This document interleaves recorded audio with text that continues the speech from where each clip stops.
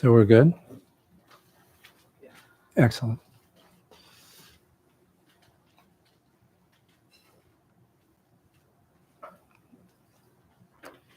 Well, so let's see. My name is Zachary Smith. My ordination name is Anshi. And I guess I should probably introduce myself a little bit, right? So I've been a student at San Francisco Zen Center for about 30 years, and I'm kind of weirdly a second generation convert Buddhist. My mom studied with Suzuki Roshi in the late 60s and early 70s, and dragged me to sit when I was pretty young, and then I stewed over it for. Also, we were kind of friends with the Wattses and all these people that were involved in early Buddhism in the U.S. and California in particular. And then I kind of stewed on it for roughly 20 years and went back in the early 90s, basically. And I've had sort of a comet-like relationship with San Francisco Zen Center. I spent a bunch of time in Italy. I spent a bunch of time on the East Coast, but pretty much always practiced and always came back. And so now I'm there, I'm kind of stuck basically. So I was ordained as a priest in 2014 or something like that, and got Dharma transmission a few years ago, basically. And if anybody is familiar with the San Francisco Zen Center teacher roster, my teacher all this time has been Paul Haller. So anyway. And I thought I would just go through a sort of standard set of instructions for kind of Zazen proper or something like that, including a bunch of stuff around posture and breath, and then some stuff about the attention. And it's from what I've heard, this group likes to sit a long time. So I thought we'd sit about 15 minutes and then rest our legs a bit by walking around a circle. And then if anybody has any questions about any of it or comments, please sing them out, because it would be great to have a discussion. So anyway, and if they, if questions come up in the middle, note them down. You could even pull out a piece of paper, but anyway. So in terms of the whole posture thing, all of this stuff was written down a number of times, but the time we usually point back to is sometime in the early 13th century. The guy that founded Soto Zen in Japan, who some of you probably know who he was, but for those who don't, his name was Eihei Dogen. He, after studying in China, came back to Japan with a head full of ambition and inspiration, and was completely, like flummoxed and stopped by the Buddhist establishment in Japan. And he was sort of booted out of town and was living in a country monastery out by Lake Biwa. I don't know if anybody knows where that is, but it's nice out there, right? And I think he decided, like, I need a manifesto. So he wrote a couple of things as a manifesto, and one of them is called "Everyone Should Be Sitting Zazen." And in it, he does these rather specific instructions for sitting, of which, honestly, 95%, yeah, 98% is posture. So we want, and furthermore, over the years, there's been a lot of additional kind of layers of detail added on. We don't have to go into all of it, but he says, sit either in full lotus or half lotus. Obviously, you don't have to sit either in full lotus or half lotus, but if you sit it in full lotus or half lotus, it's worth noting, demonstrate a little bit, right? So if you sit in full lotus, which after 30 years is actually incredibly comfortable, but what you'll notice is that the down pressure on my knees is pretty even, right? Because I have my feet pushing down my knees, and my knees are pretty close together, right? If I switch to half lotus, even resting my foot pretty far up here on my right thigh, so place your left foot on your right thigh, right? My knees have moved apart a little bit, and the down pressure on my knees is slightly unbalanced. It's okay, but it's worth noting because those slight unbalances and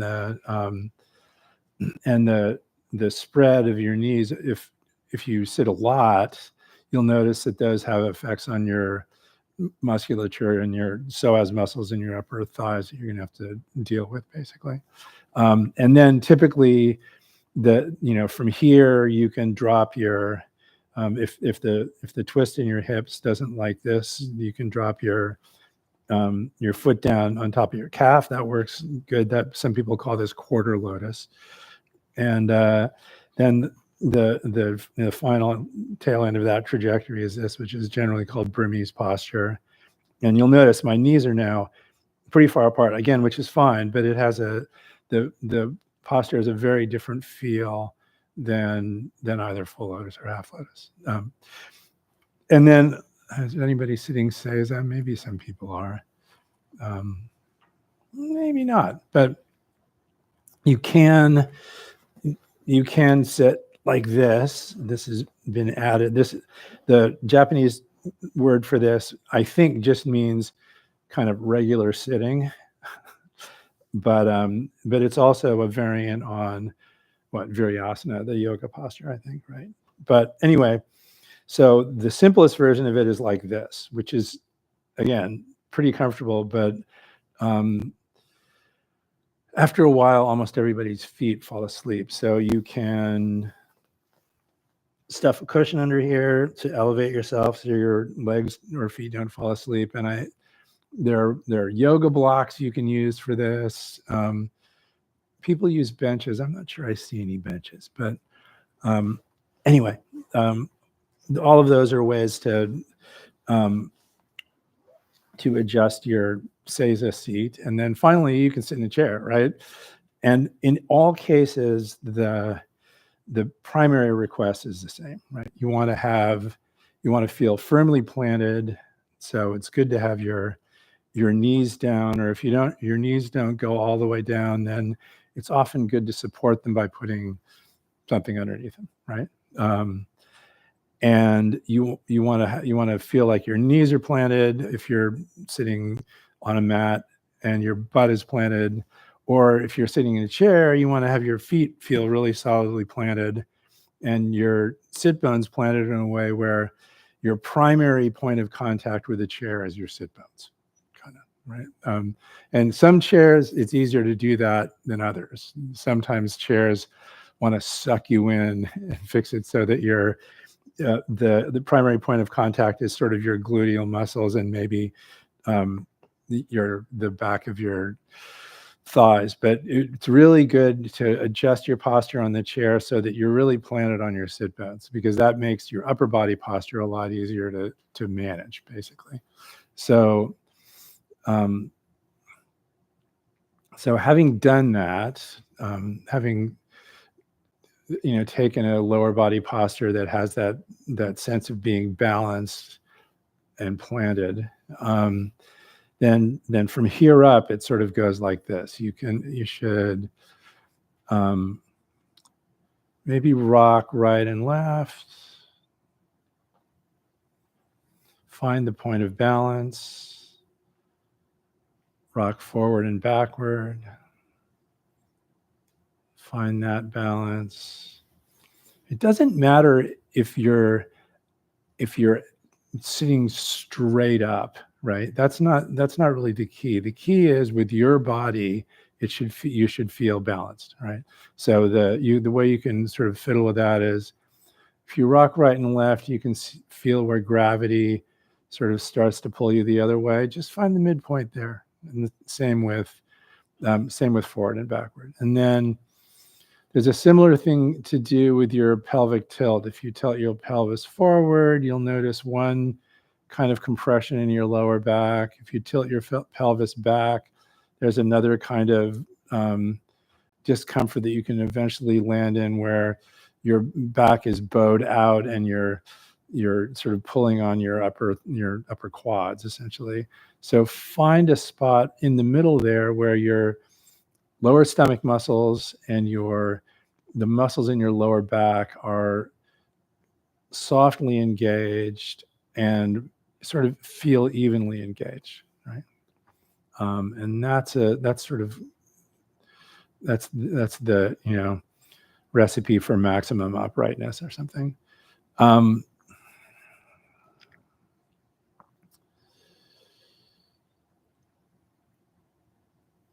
Once you're up above there, it's probably worth talking a little bit about the disposition of your hara. Some people may know about this or know it by another name. It's called a number of names, and it's a sort of place in your body. It's like right in the middle of your lower abdomen, a couple of inches or so below your navel, and right in the middle of your body. It's kind of the very bottom of your breathing apparatus, right?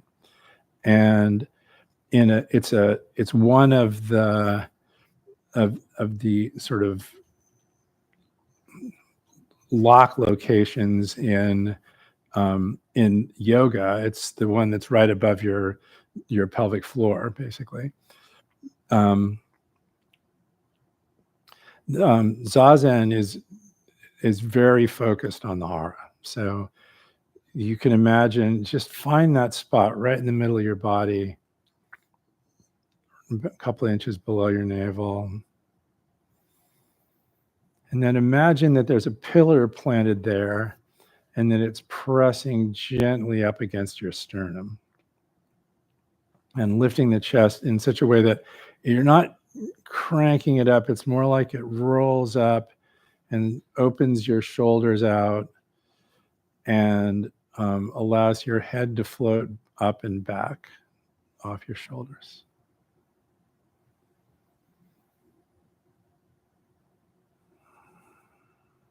So typically for Zazen, this is just a suggestion. People have different things they want to do with their hands, but having located your shoulders here in a kind of where the energy in your shoulders is sort of out and down, you can bring your hands around, place your left palm on your right palm, roll your thumb tips around so they touch very lightly, and place that mudra, the cosmic mudra, against your lower abdomen such that your thumb tips are at or slightly above your navel, and the little fingers of both hands are pressed lightly against your abdomen, well below your navel. And it's kind of like that mudra frames your hara.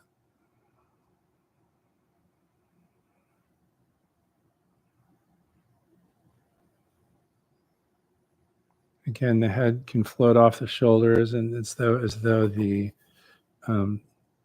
an anti-gravity device, or maybe some sort of block and tackle, just lifting it up and back. Your face falls into a vertical plane with the nose kind of right above the navel. We sit with our eyes open, and not wide open, but also kind of not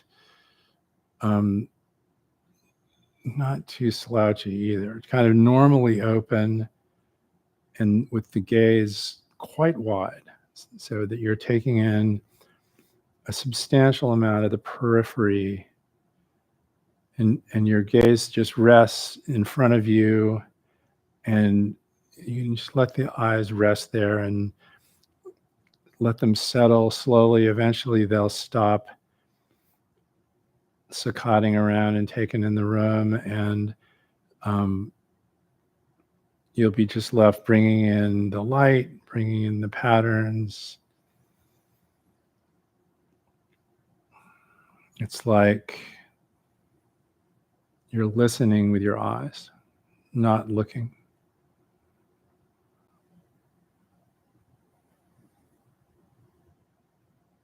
Just seeing.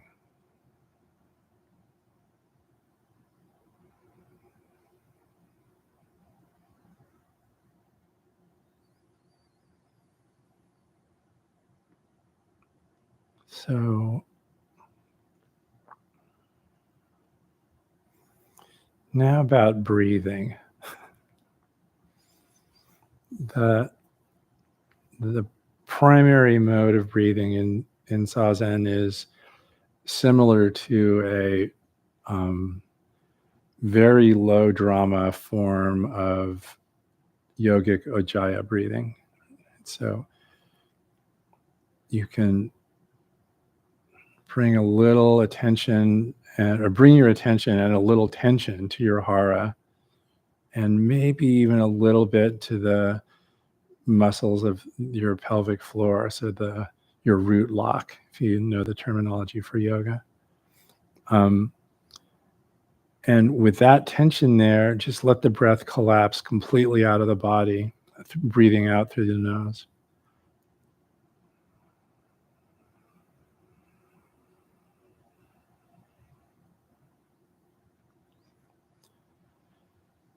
Your lips and teeth should both be shut, and your tongue should rest comfortably against the front roof of your mouth to make lots of space behind your tongue for your breath to go in and out. And your throat, unlike in Ujjayi breathing, your throat is not locked. It's quite open, so the breath can just flow in and out. Because otherwise, interestingly, you can irritate your throat after a while. So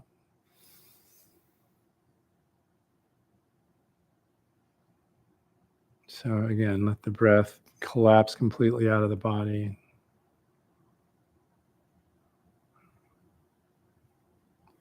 At the bottom of the breath, there's an opportunity to pause and just wait until your diaphragm says it's time to breathe in. And then let go of the tension and just allow it.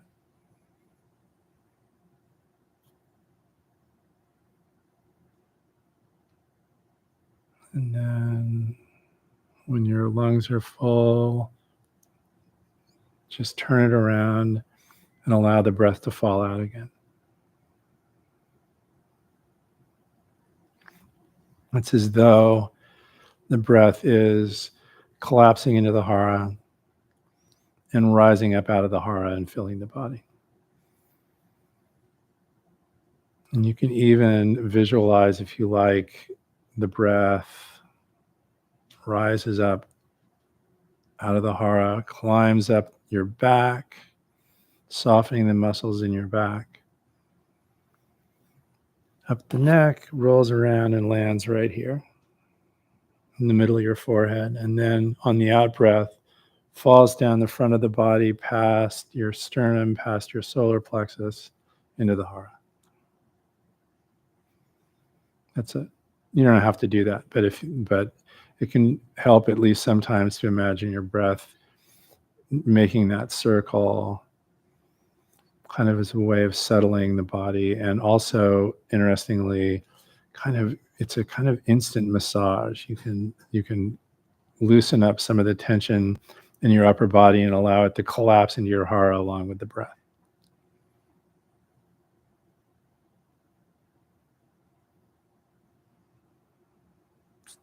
So let's start sitting, and then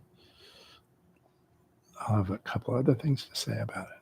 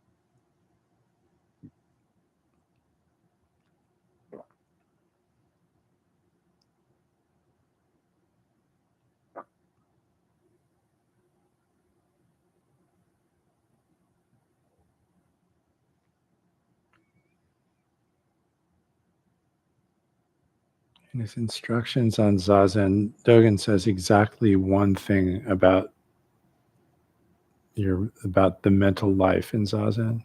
He says, think about not thinking. How do you think not thinking? Non-thinking. And then he finishes up. He says, this in itself is the essential art of Zazen. That's it.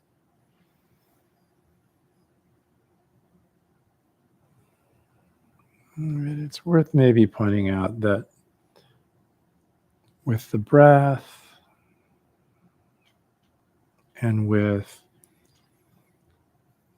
the natural rhythm of attention that each of us has built into our body and mind, there's two cycles going on.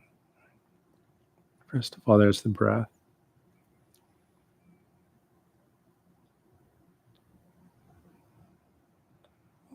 Often, as the breath settles into the abdomen,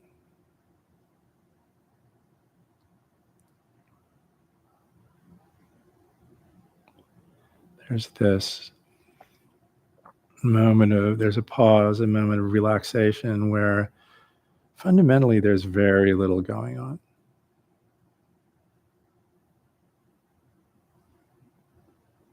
It's like the out breath is a kind of letting go. You're really just letting all the complications that arose with the previous breath, in breath, you're letting them all go.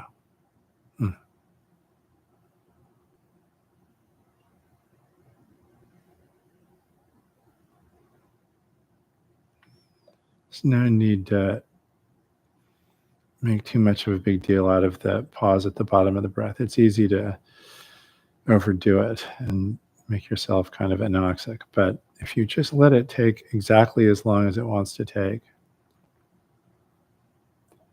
and really let go there,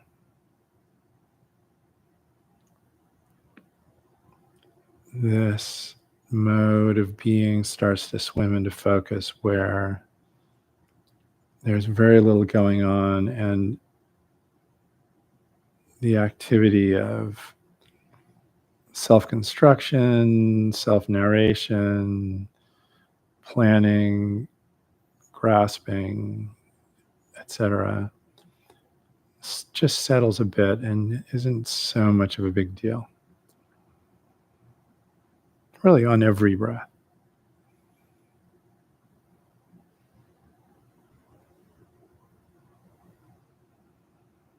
And then inevitably, when a juicy enough thought comes up,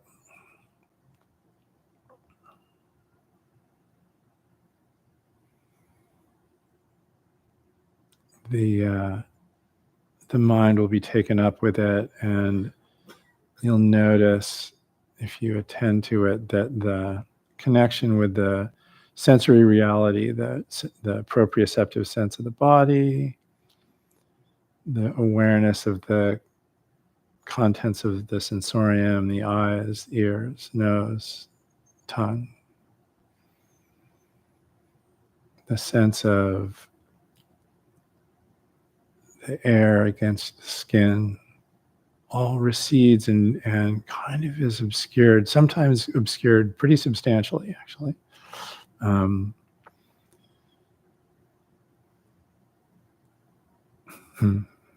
I know this because I'm working on a very complicated project, and I'm noticing this tendency that I've always had where I slide into thinking about it in a way that almost feels like obsession, and everything else goes away. Amazing. But even then, on a regular basis, and by regular I mean at most a few tens of seconds, right?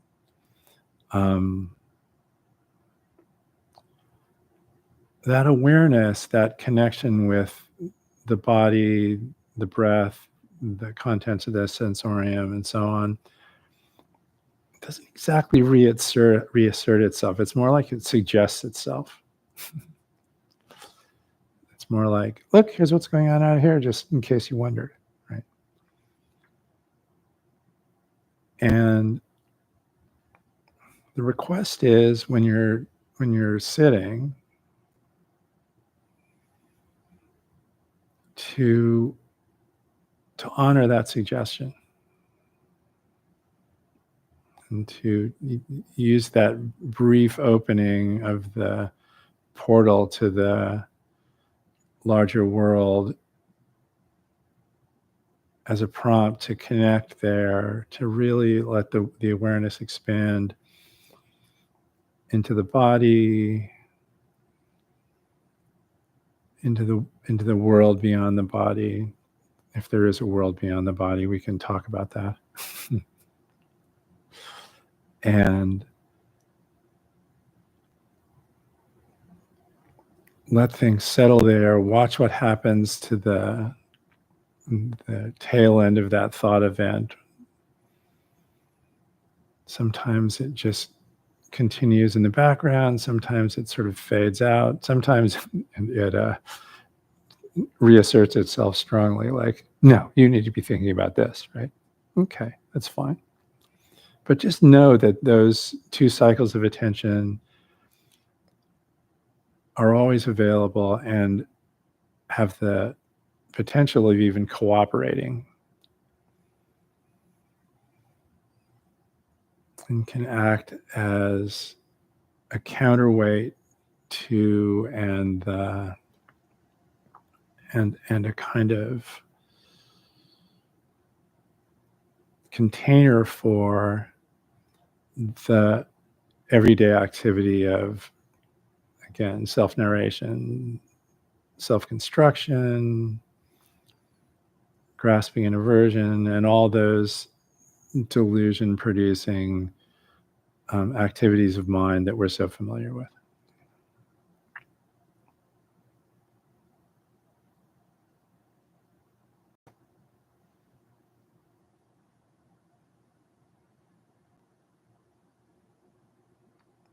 And that mode of engagement, of being that arises there can soften the emotional drivers and the habitual power of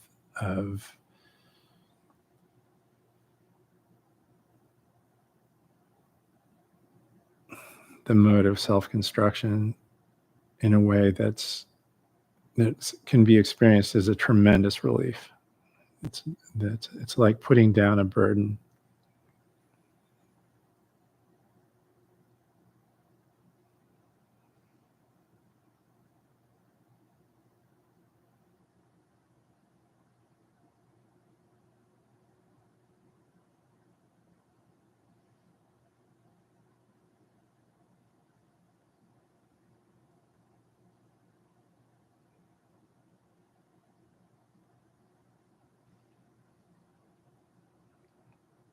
A burden that you'll find you probably have to put down again and again and again, kind of for the rest of your life.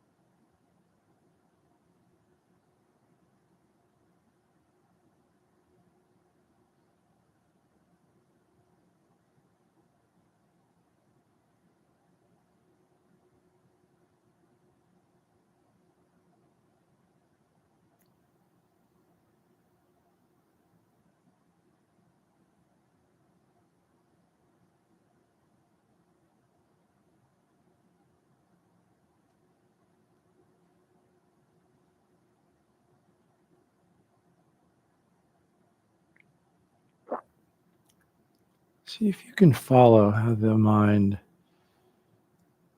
operates like this. Our bodies bathe the awareness, or I guess that's not exactly right. They produce a fire hose, a flood of sensory information. All the sense doors, even the ones we don't usually pay attention to. And I have to say, the vast majority of that information passes unnoticed. And I guess it's worth pointing out that according to the ancient scheme that was cooked up in 2,200 years ago or so to explain human subjectivity, the thinking mind is just another data source.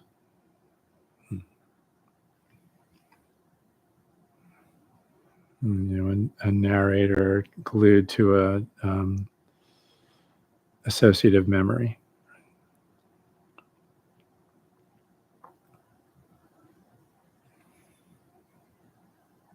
And even the majority of its output passes relatively unnoticed. But if you pay attention, you can see how it works. A sensation, because of something particular about its valence, degree of excitation,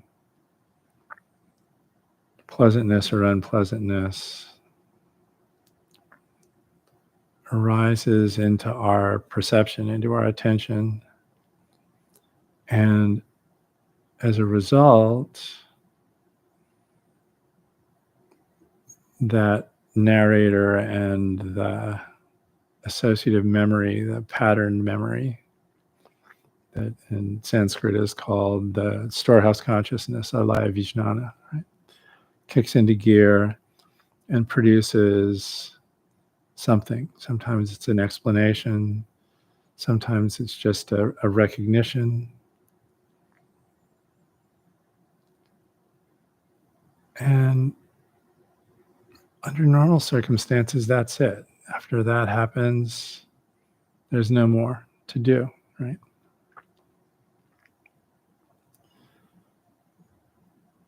And that process flows naturally, like a cloud, like water, like anything flowy you like.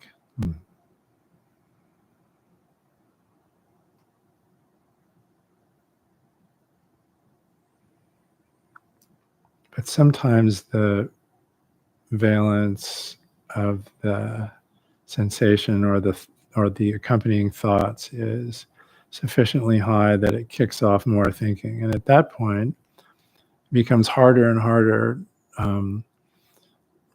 to let go. And it's pretty regularly we get tangled up in thinking that way.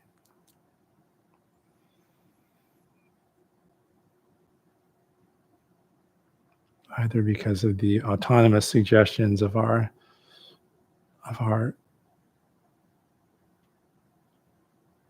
narrator and memory, or because of a particular sensation that's requires more attention and thinking. Right?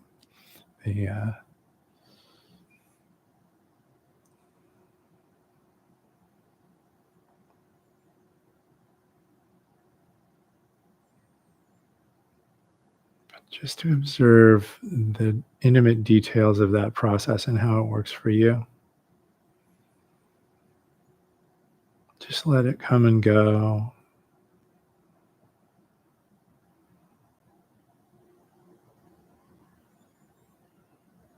Let it be exactly what it is. And exactly what it is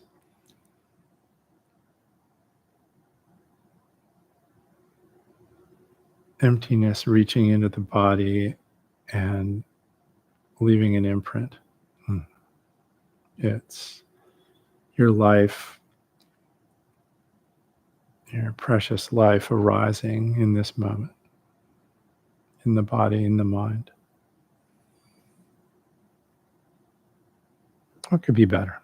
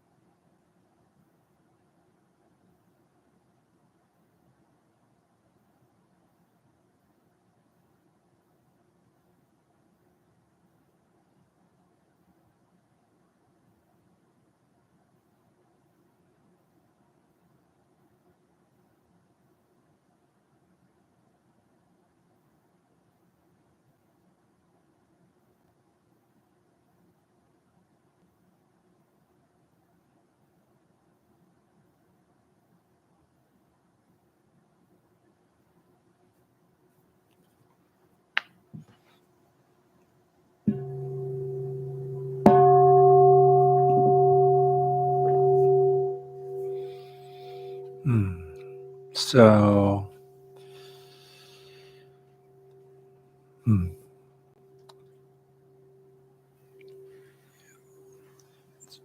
I just finished sitting the most of the year-end retreat at Zen Center, and you do a lot of sitting.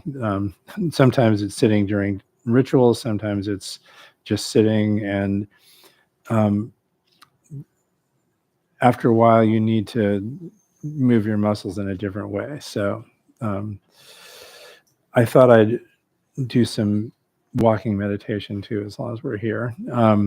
So why doesn't everyone stand up?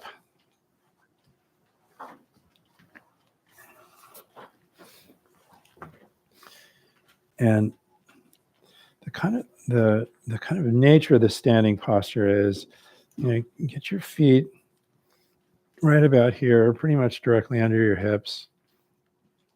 Knees slightly bent. Again, the pelvis kind of rolled forward a little bit, and the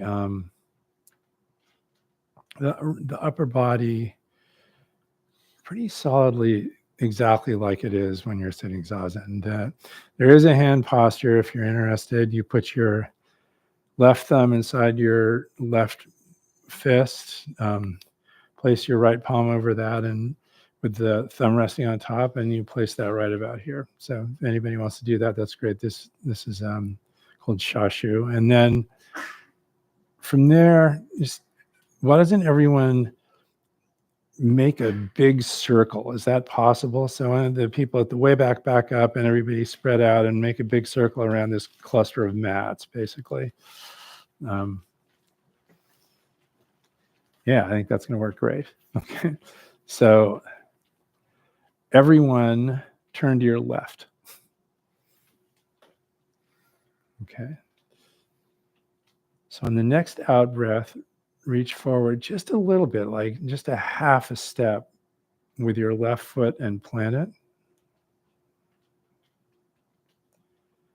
And as the out breath continues, shift your weight to that foot. And then on the next in breath, you start lifting your right foot. You don't lift it off the ground. You just sort of lift it up onto the ball of the foot. And then on the out breath, you move that foot forward.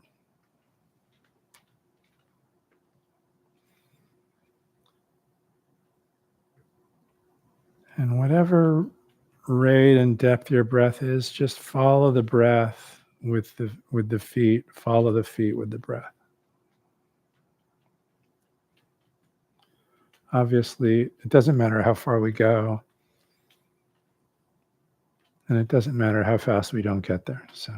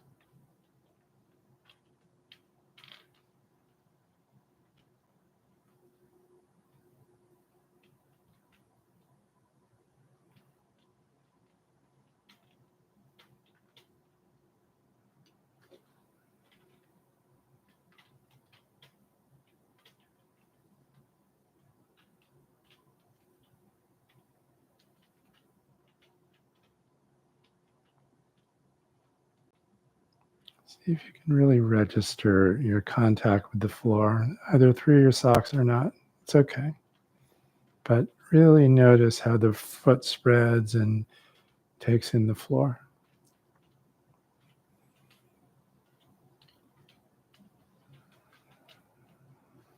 Really notice how it shifts around when you shift your weight to that foot.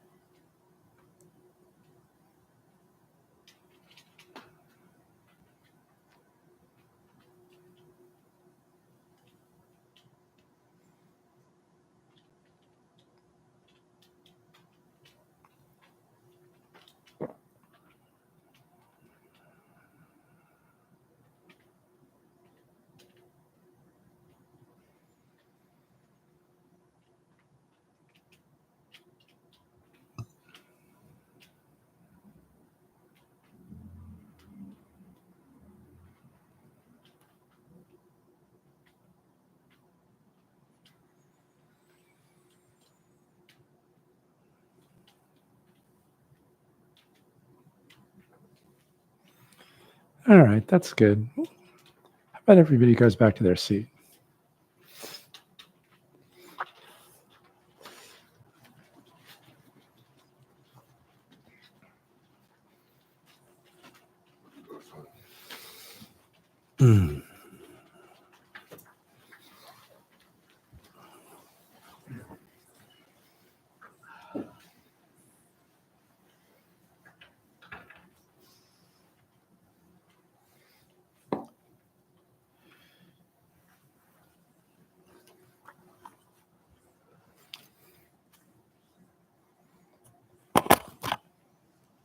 So, any questions about any of that? Any comments? Any, I'm not sure,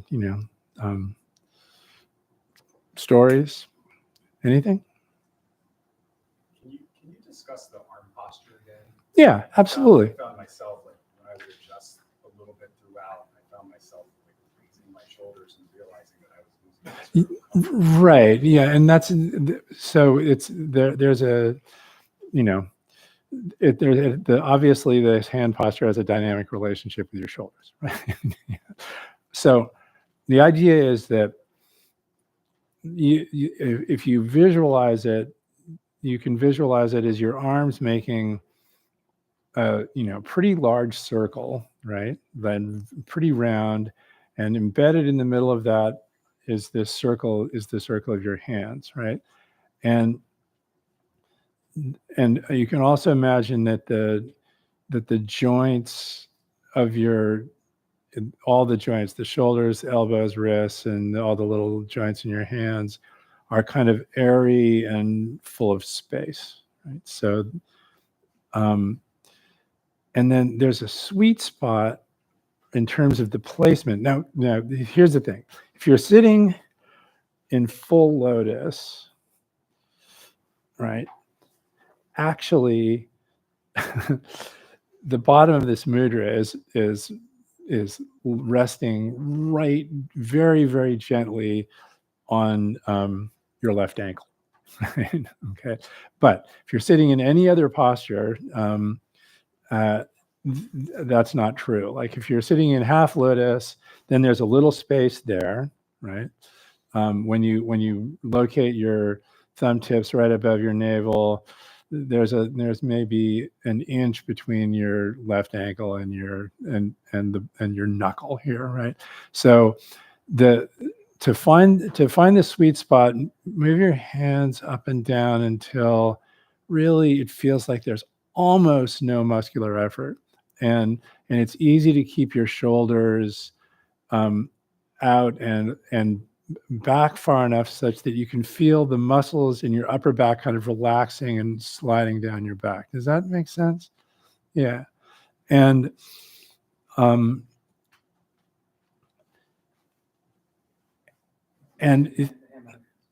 sorry? Oh, questions we heard on that. Okay, great. Yeah, that sounds good. So there's that, and then I'd say one more thing, and that is if you're sitting in seiza or sitting in a chair, there's an alternative hand posture that turns out to be useful largely because the cosmic mudra when you're sitting in seiza, it kind of is just it actually is a little uncomfortable. It kind of flops in your lap and stuff like that. So the posture is a sort of rinzai posture. You tuck your right thumb into your left palm and you fold your left thumb over it. You wrap your left hand around that, and then you close it like this with your right palm wrapped around that fist. Okay, and so that sits right about here, and that's actually a lot more comfortable if you're sitting in a chair or sitting seiza, right? And the guy that taught me this was a kendo master, and he said, "Here's how you think about it," which I don't, but it's worth noting, right?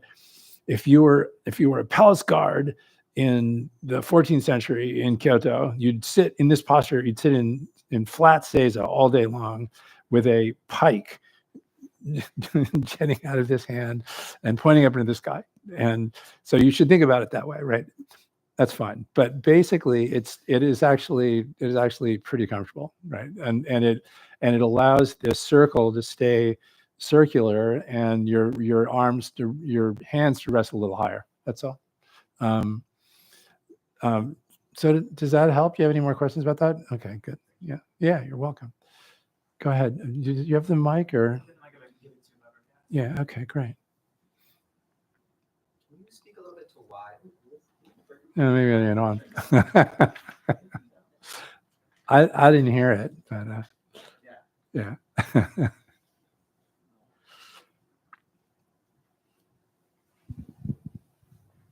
I think that the appropriate form of address is check. Is this thing on? Mic check 1 2 Yes. 1 2. Here we go. All right. Bummer, it's not a good question, but no. So the question is, do you have why does Soto Zen place such a strong emphasis on posture relative to other Dharma traditions? Yeah, it's a really great question. First of all, maybe first and foremost, because the entire emphasis in particular in Soto Zen, but to a certain extent also in Rinzai Zen, there are mental preoccupations in Rinzai Zen that have to do with the program of koan study that was invented by Hakuin in the 18th century, right? But underlying that is the same emphasis on being as present as possible with the actual circumstances, moment by moment, and the flow of data, of energy and information coming in through the senses and the mental activity rising up to meet it, right? And one of the discoveries that's not unique at all to Soto Zen, right? It's part of it's been a thing as since the time of Buddha, and since somebody wrote down since Patanjali wrote down the Yoga Sutra and all the rest of that sort of thing, is that connection with the body and acknowledgement of embodied presence is a gateway to that kind of awareness. So that's kind of why, right? And so it's just a way of emphasizing the fundamental request of Zazen is to put a lot of emphasis on posture, right? And like I said, both the Rinzai school and the Soto school does it. It's just that there's a lot more going on in terms of mental process in the Rinzai school. But man, those are physical practices. If you go to a Rinzai monastery, they're really like chasing around at 3 a.m. and it's pretty yogic basically. So, but anyway, something like that. Cool. So like where other traditions may put emphasis on like body scans or right. yoga as an example, this is sort of just like very still yoga. Yeah, it is in fact the yoga of one posture, right? Cool. And the request that aids in maintaining this connection with the other mode of being. That there's this famous poem that's attributed, but not necessarily accurately, to the Dongshan, the founder of one of the founders of the Soto school. Nobody really knows who the other founder is, actually, but called the 5 ranks, right?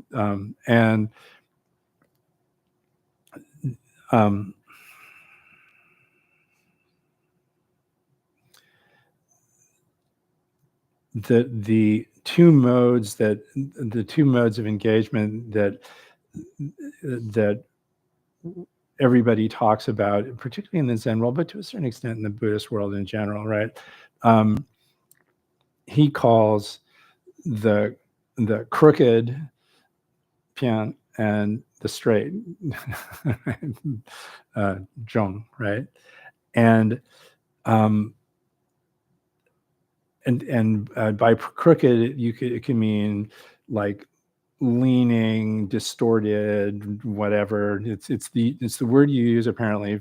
I've asked about this. When you look at a painting hanging on the wall and it's hung at an angle, you go, it's crooked, right? And that's the word they use, right? And the whole function of practice is to elucidate the relationship between those two modes and to inhabit the relationship between those two modes, right? And so the emphasis on the embodied mostly has to do with staying in contact as keenly as possible with both of them, right? Cool. Anyway. Anyone else? Yeah, go ahead. Yeah, I had a question that sort of relates to this comment you made during the sit about a tendency to obsessively burrow into projects. Yeah, right. So I'd say professionally, I'm obligated to do quite a bit of abstract thinking. Yes, you're an engineer.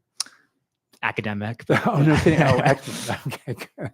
But anyway, there's this tendency that I'm noticing, and it sounds like comes up for you as well, where there's a certain kind of filtering of external and sort of bodily sensation. Absolutely, that's right. Yeah. Yeah, that allows maybe one to go kind of further into a kind of a problem of this sort. Yeah.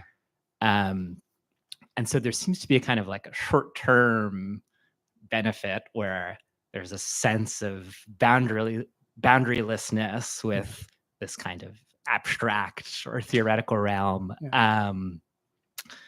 But it has the consequence, I think, in the longer term of this maybe more disembodied approach. Yeah. So it feels like there's this kind of flowing with the thinking or the abstraction that can even generate a sort of an absorptive warmth and a kind of a pleasant sensation that often seems to be a sense of the right track.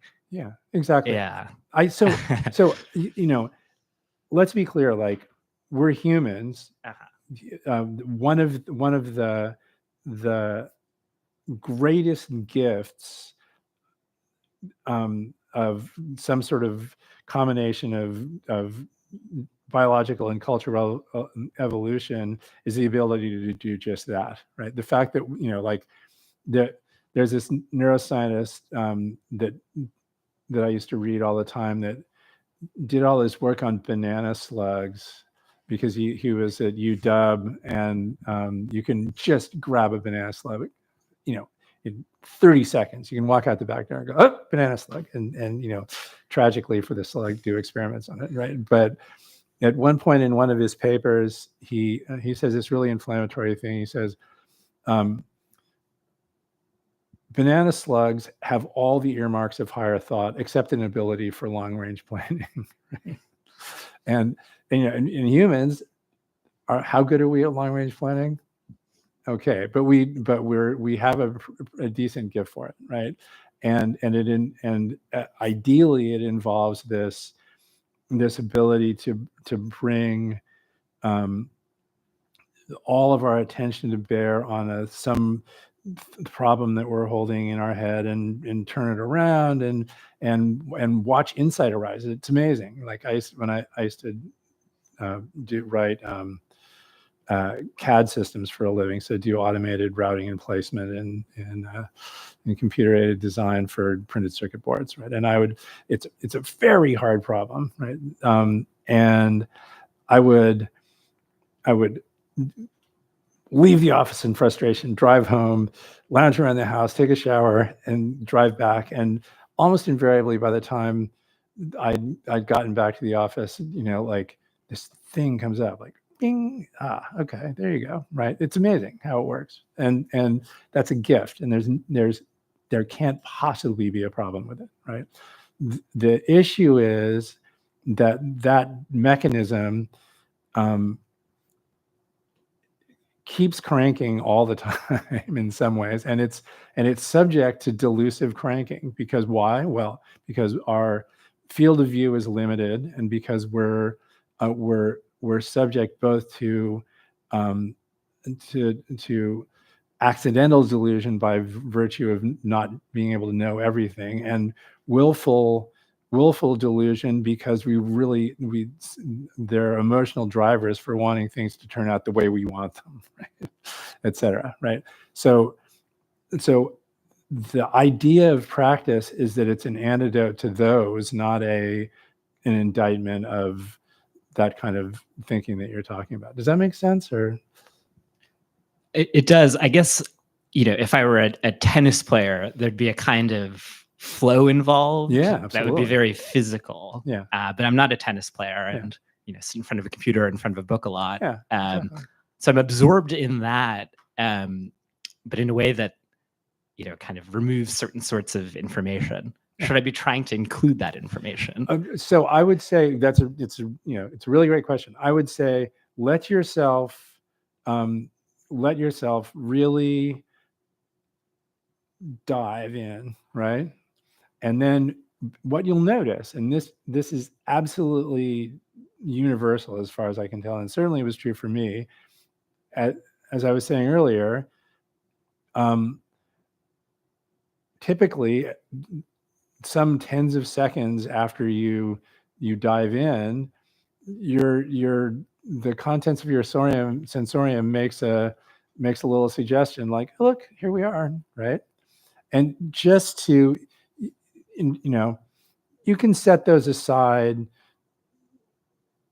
for a while, but after a little while, you should probably be listening to them, because one, it's good, it's better for your body, right? Like, I don't know about you, but after a decade or two of hacking, my frame was pretty twisted around. It needed some untwisting, right? And also it helps to, again, like, go home and take a shower. My very last job, I was working for Nest, writing wireless protocols, and I would walk out the back of the office on a regular basis, like maybe every 45 minutes or so. And there was a fence out back that had been sitting under a stand of trees for 40 years or something like that. And it was all hung with these long pine needles in a sort of curtain, and the wind would blow through and it would go like this. And I was like, okay, that looks really good. Okay, now I'm going back inside. So I'd encourage something like that, but really let yourself dig in, because that's important, right? Yeah. Thank you. Yeah, of course. Anyone else?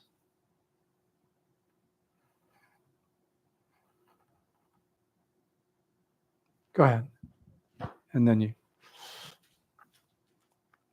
One thing that makes me excited hearing you talk is like you have experience in the Zen tradition and studying with different people, and I guess like I'm really excited. I've started learning about Zen and going to the San Francisco Zen Center, and Okay, cool. yeah, I was wondering if you would be willing to share some I guess like what maybe like some experience or cool aspect of the Zen tradition that you got to participate in that I don't know, you feel brought you closer to want to dedicate so much of your time to Zen tradition? Yeah, absolutely. Well, I mean, so I just went to a ceremony yesterday. I drove with 3 other people 10 hours to way into the depths of the Ventana wilderness. The last hour of driving is on this little dinky dirt road that's I've ridden over it on a bike, and it's hair raising on a bike, but it's actually pretty hair raising in a car, and it takes almost the same amount of time in a car as on a bike, right? Um,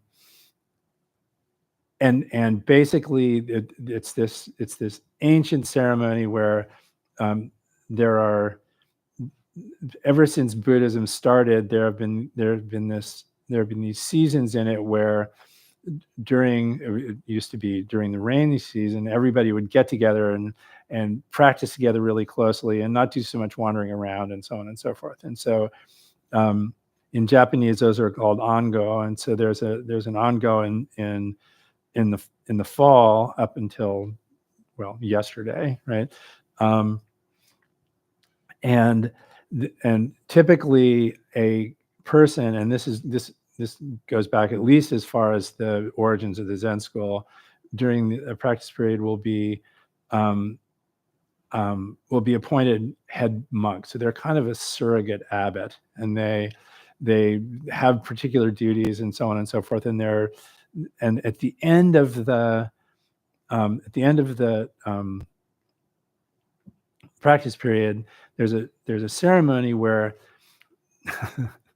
the head monk, it's in Japanese shuso, sits on a little platform up in front of a bunch of people, and it's just roasted, right? The people ask them hour upon hour, after them, and these almost impossible questions. And there's a tradition about what the questions are, but in the US, they can run the gamut from "sing me a song" to "why can't I find love" to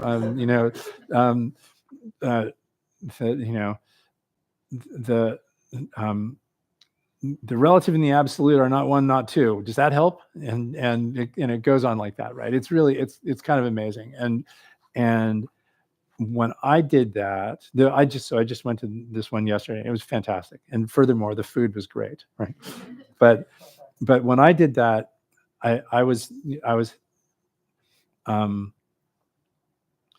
living in San Francisco, practicing, being head monk at San Francisco Zen Center, and working at a company in San Jose, an engineering company in San Jose. And so I would get up at 3:30 in the morning and ride to San Francisco Zen Center and do all this stuff, like run around and ring a bell to wake everybody up and have tea with the abbot and open the zendo and do all this other stuff. And then after sitting, we do ceremonial stuff and then maybe have some meetings. And I would ride to the train station and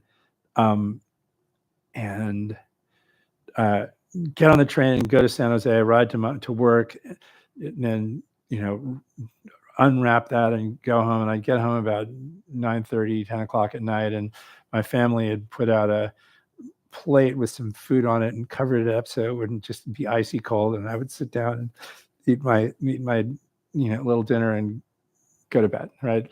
And get up at 3:30 and do it again. And I did that continuously, except Sundays, for 3 months, right?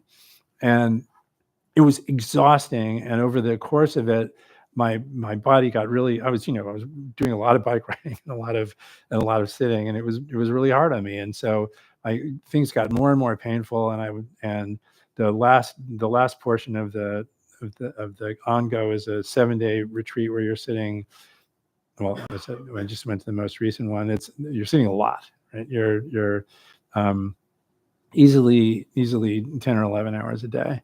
And it was really, really hard. And then finally, I was really worried about the Shuso ceremony because I thought, oh my God, it's just going to be so painful that I'm not going to be able to do anything. I'm just going to, go, blah, blah, blah, and they're going to have to, hook me off the podium or something. And I sat down, and there's some ceremonial setup. And by the end of the ceremonial setup, my body was free of pain and any sort of discomfort. And when somebody would ask a question, it was like there was a spring in my hara, and the answer would just bubble up. It was amazing. It was like effortless and quite wonderful, actually. And I thought, okay, that's pretty cool. How did that even happen, right? So something like that. Yeah. That's cool. Thanks. Yeah. Well, we're kind of out of time, right? This goes from 6:30 to 8. Is that true? Yeah. Okay. Well, I have to say it was really lovely sitting with you. I really appreciate it, and thank you so much for coming in and for asking good questions and sitting so steadfastly. So, have a great night.